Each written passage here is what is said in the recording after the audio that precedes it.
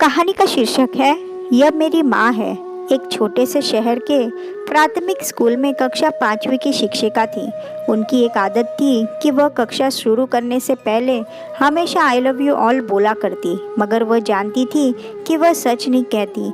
वह कक्षा के सभी बच्चों से उतना प्यार नहीं करती थी। कक्षा में एक ऐसा बच्चा था जो उनको एक आंख नहीं भाता।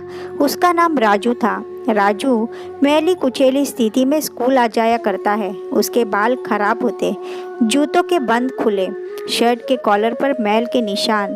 व्याख्यान के दौरान भी उसका ध्यान कहीं और होता।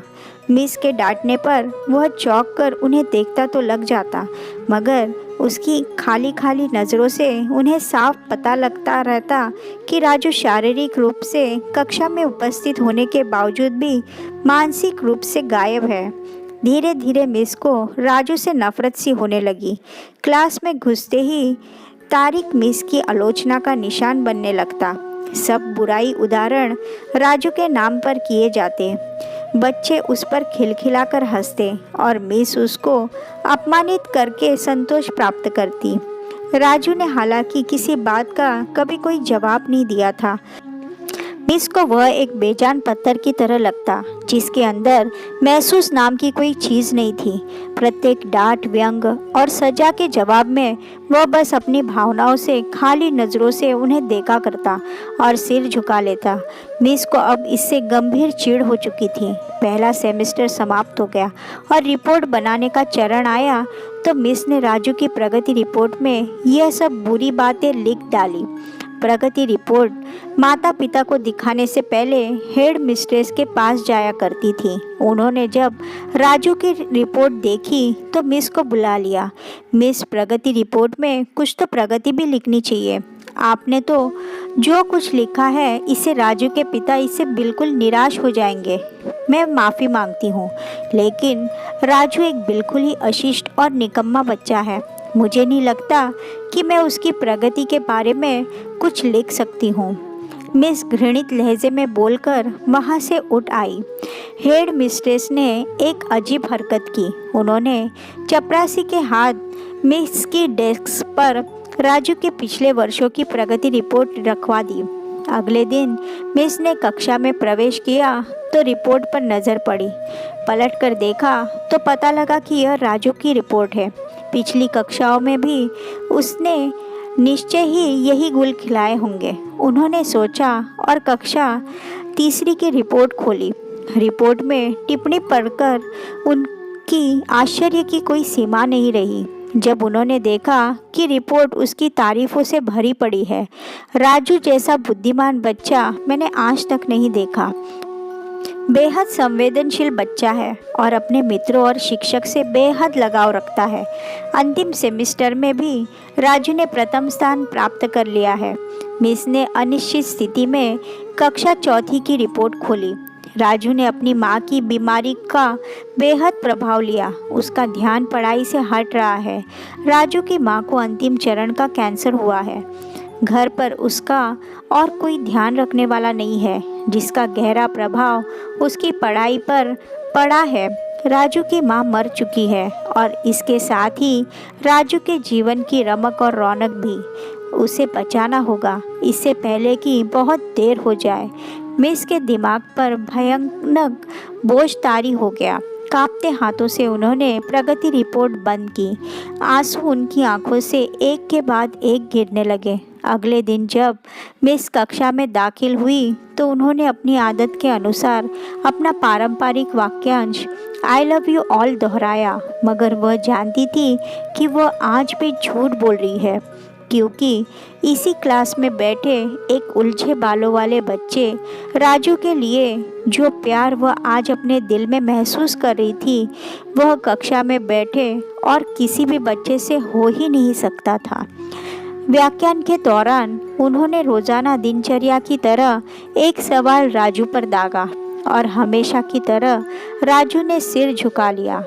जब कुछ देर तक मिस से कोई डांट फटकार और सहपाठी सहयोगियों से हंसी की आवाज़ उसके कानों में न पड़ी तो उसने अचंभे से सिर उठाकर उनकी ओर देखा। अप्रत्याशित उसके माथे पर आज बल न थे। वह मुस्कुरा रही थी। उन्होंने राजू को अपने पास बुलाया और उसे सवाल का जवाब बताकर जबरन दोहराने के लिए कहा। राजू 3-4 बार के आग्रह के बाद अंततः बोल ही पड़ा। इसके जवाब देते ही मिस ने न सिर्फ खुद खुशानंदाज होकर तालियां बजाई बल्कि सभी से भी बजवाई। फिर तो यह दिनचर्या बन गई। मिस हर सवाल का जवाब अपने आप बताती और फिर उसकी खूब सराहना तारीफ करती। प्रत्येक अच्छा उदाहरण राजू के कारण दिया जाने लगा। धीरे धीरे पुराना राजू सन्नाटे की कब्र फाड़कर बाहर आ गया। अब मिस को सवाल के साथ जवाब बताने की जरूरत नहीं पड़ती। वह रोज बिना त्रुटि उत्तर देकर सभी को प्रभावित करता और नए नए सवाल पूछकर सबको हैरान भी। उसके बाल अब कुछ हद तक सुधरे हुए होते, कपड़े भी काफ़ी हद तक साफ होते, जिन्हें शायद वह खुद धोने लगा था। देखते ही देखते साल समाप्त हो गया और राजू ने दूसरा स्थान हासिल कर लिया, यानी दूसरी क्लास। विदाई समारोह में सभी बच्चे मिस के लिए सुंदर उपहार लेकर आए और मिस की टेबल पर ढेर लग गए। इन खूबसूरती से पैक हुए उपहार में एक पुराने अखबार में बंद सलीके से पैक हुआ एक उपहार भी पड़ा था। बच्चे उसे देखकर हंस पड़े। किसी को जानने में देर न लगी कि उपहार के नाम पर ये राजू लाया होगा। मिस ने उपहार के इस छोटे से पहाड़ में से लपक कर उसे निकाला। खोल कर देखा तो इसके अंदर एक महिलाओं की इत्र की आधी इस्तेमाल की हुई शीशी और एक हाथ में पहनने वाला एक बड़ा सा कड़ा था, जिसके ज़्यादातर मोती झड़ चुके थे। मिस ने चुपचाप इस इत्र को खुद पर छिड़का और हाथ में कंगन पहन लिया। बच्चे यह दृश्य देखकर हैरान रह गए, खुद राजू भी। आखिर राजू से रहा न गया और मिस के पास आकर खड़ा हो गया। कुछ देर बाद उसने अटक अटक कर मिस को बताया कि आज आप में से मेरी माँ जैसी खुशबू आ रही है। समय पर लगाकर उड़ने लगा। दिन सप्ताह महीने और महीने साल में बदलते भला कहाँ देर लगती है, मगर हर साल के अंत में मिस को राजू से एक पत्र नियमित रूप से प्राप्त होता, जिसमें लिखा होता कि इस साल कई नए टीचर से मिला, मगर आप जैसा कोई नहीं था। फिर राजू का स्कूल समाप्त हो गया और पत्रों का सिलसिला भी। कई साल आगे गुजरे और मिस रिटायर हो गई। एक दिन उन्हें अपनी मेल में राजू का पत्र मिला, जिसमें लिखा था, इस महीने के अंत में मेरी शादी है और आपके बिना शादी के बाद मैं नहीं सोच सकता। एक और बात, मैं जीवन में बहुत सारे लोगों से मिल चुका हूँ, आप जैसा कोई नहीं है, डॉक्टर राजू। साथ ही विमान का आने जाने का टिकट भी लिफाफे में मौजूद था। मिस खुद को हरगिज़ न रोक सकती थी। उन्होंने अपने पति से अनुमति ली और वह दूसरे शहर के लिए रवाना हो गई। शादी के दिन जब वह शादी की जगह पहुंची तो थोड़ी लेट हो चुकी थी। उन्हें लगा समारोह समाप्त हो चुका होगा, मगर यह देखकर उनके आश्चर्य की सीमा न रही कि शहर के बड़े डॉक्टर, बिजनेसमैन और यहाँ तक कि वहाँ पर शादी कराने वाले पंडित जी भी थक गए थे कि आखिर कौन आना बाकी है। मगर राजू समारोह में शादी के मंडप के बजाय गेट की तरफ टकटकी लगाए उनके आने का इंतज़ार कर रहा था।